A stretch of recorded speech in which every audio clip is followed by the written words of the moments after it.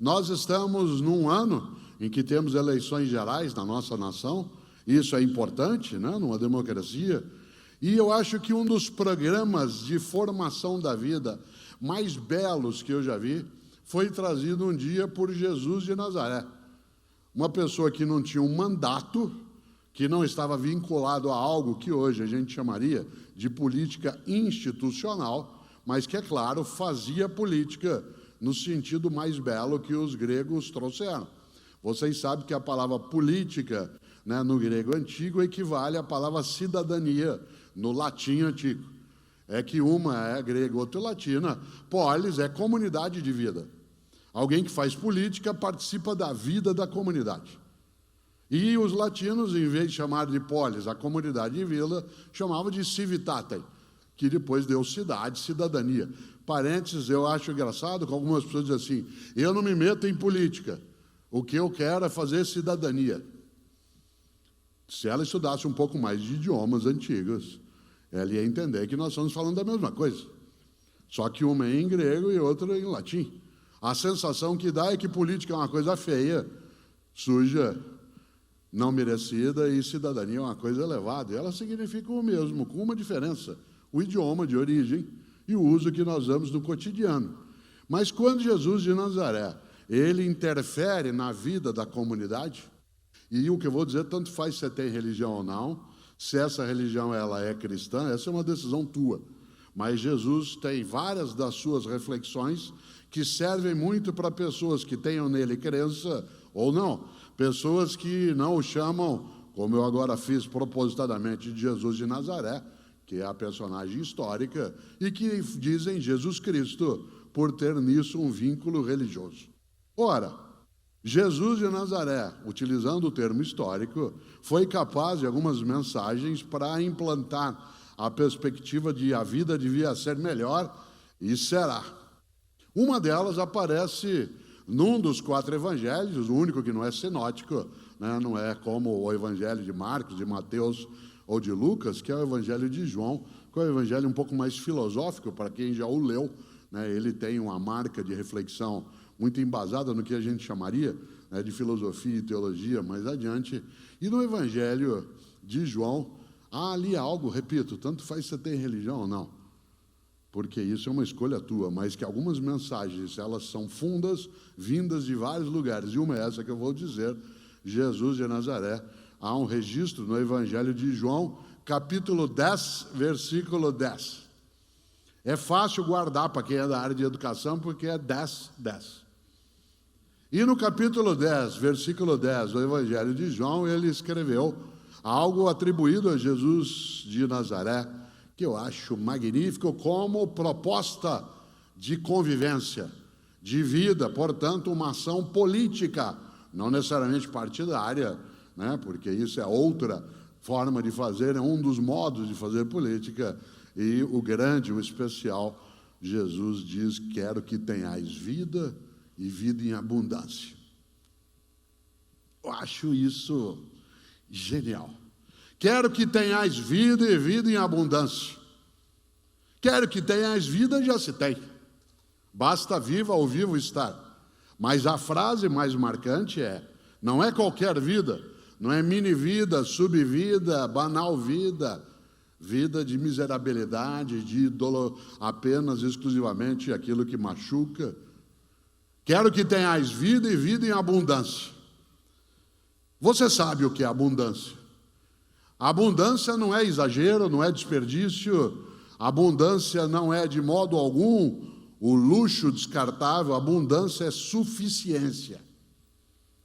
Abundância é suficiência. Uma das coisas mais marcantes é lembrarmos que para que a vida seja melhor, e será, nós temos de ser capazes de partilha para que a vida ela tenha a marca da suficiência, suficiência de afetos, suficiência de condições materiais, suficiência de dignidade, suficiência.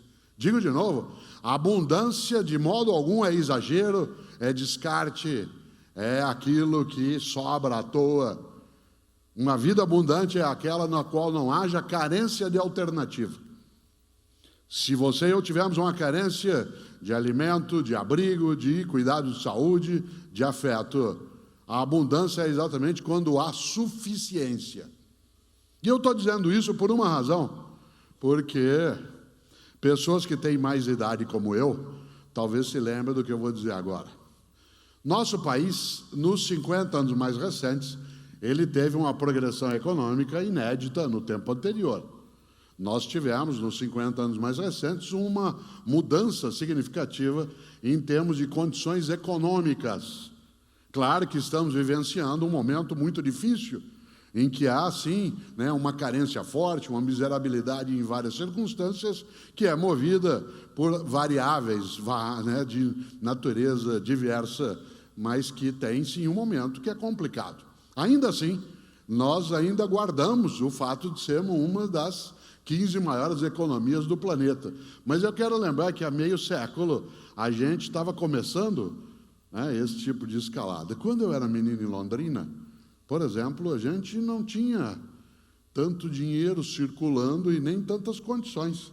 Mesmo eu sendo filho de bancário com professora, raramente se ia comer fora. Quando a gente ia receber presente, por exemplo, a gente recebia presente 2 vezes ao ano. No aniversário da gente e no aniversário de Jesus. O que levou muita gente a ter um afeto imenso por Jesus.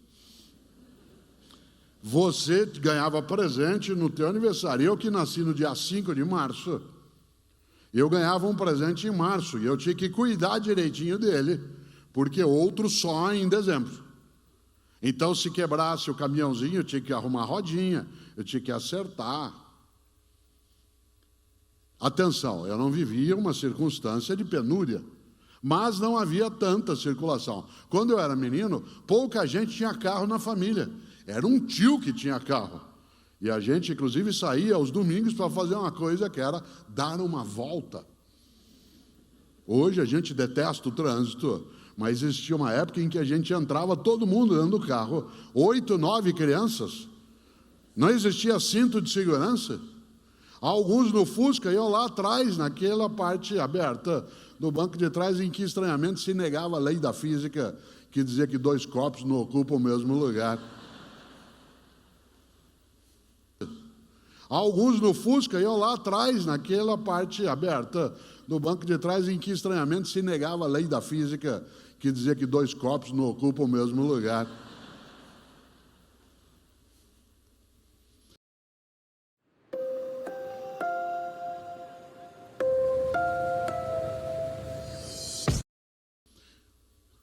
A gente não tinha tanta fartura.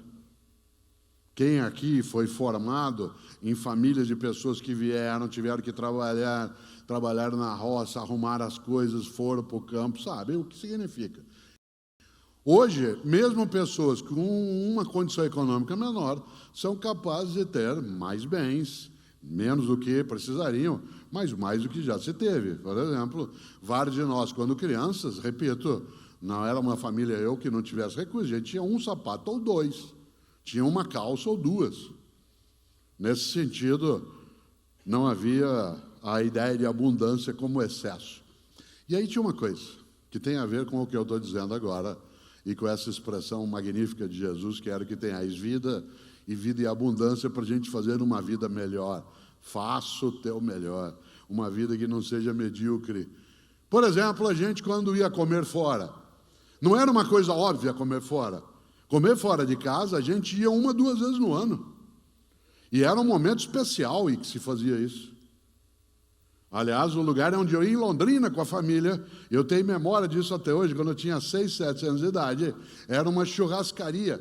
A primeira de Londrina chamada, olha que nome criativo, Churrascaria Gaúcha.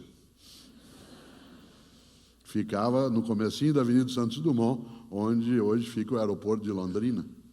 Churrascaria Gaúcha. A primeira vez que eu vi espeto corrido foi em Maringá, num posto de gasolina que existe até hoje, chamado Fim da Picada.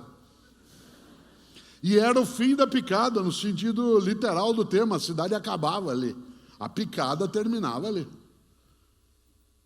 E a gente, quando podia ir a um lugar desse, era uma alegria.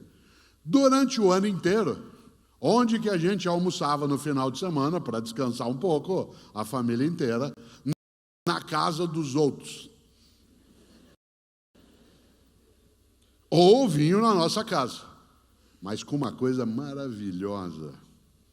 Não dava para quem recebia bancar toda a comida, porque nós éramos 10, 12, 15 pessoas, 20.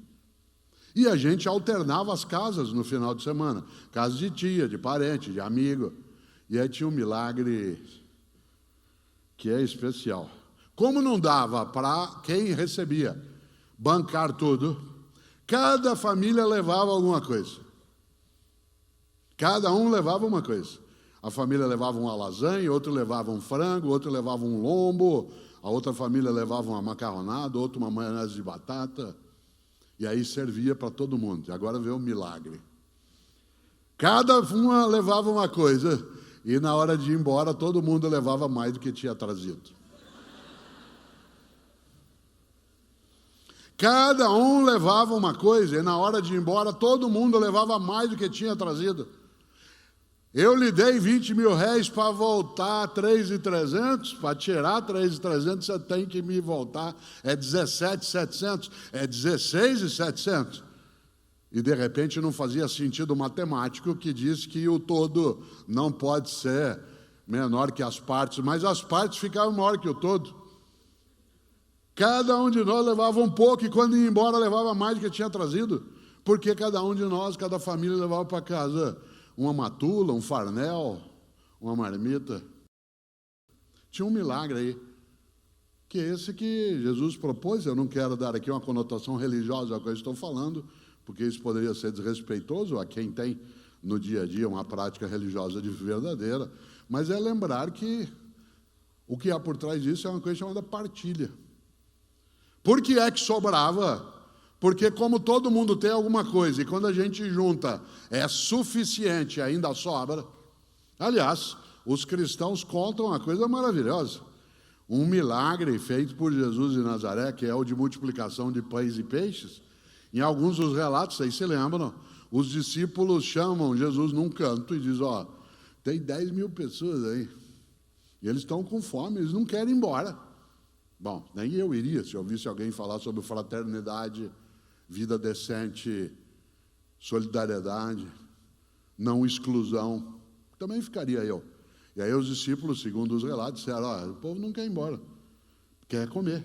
E aí Jesus pergunta, o que tem para comer? Tem aí alguns pães e alguns peixes. O que eles falaram? O que nós podemos fazer? Ele disse, vocês vão, entrem, recolham o que tem na multidão e distribuam. Diz o relato que não só todo mundo comeu, como sobrou. Cesto de pão e de peixe. Qual é o milagre? Jesus, vou usar o termo técnico, de modo taumatúrgico, isto é, milagreiro, foi lá, pôs a mão e fez 2 pães virarem 500. Não, o milagre é outro. É um milagre que você e eu podemos fazer também, se a gente entende esse ensinamento, que é o milagre da partilha. A partilha, a capacidade de repartir, isto é, de multiplicar. Porque quando você divide, você diminui, mas quando você multiplica, você faz crescer. Nós temos que substituir paulatinamente uma vida dividida por uma vida multiplicada. Não é fácil, não é ausência de conflito, porque nós não queremos na vida a paz dos cemitérios, onde não há paz, o que há é impossibilidade de discordância. Claro que nós não queremos uma vida na qual inexista conflito, porque isso é uma impossibilidade. O que nós queremos é uma vida na qual inexista confronto. Conflito é divergência de postura, de convicção, de percepção. Confronto é a busca de anular a outra pessoa. E se a gente achar que a vida devia ser melhor, e será, nós temos de prestar atenção em várias frases. Uma delas é essa de Jesus de Nazaré, que tem uma beleza maravilhosa dentro de uma ideia. Vou dizer de novo, quero que tenhais vida e vida em abundância.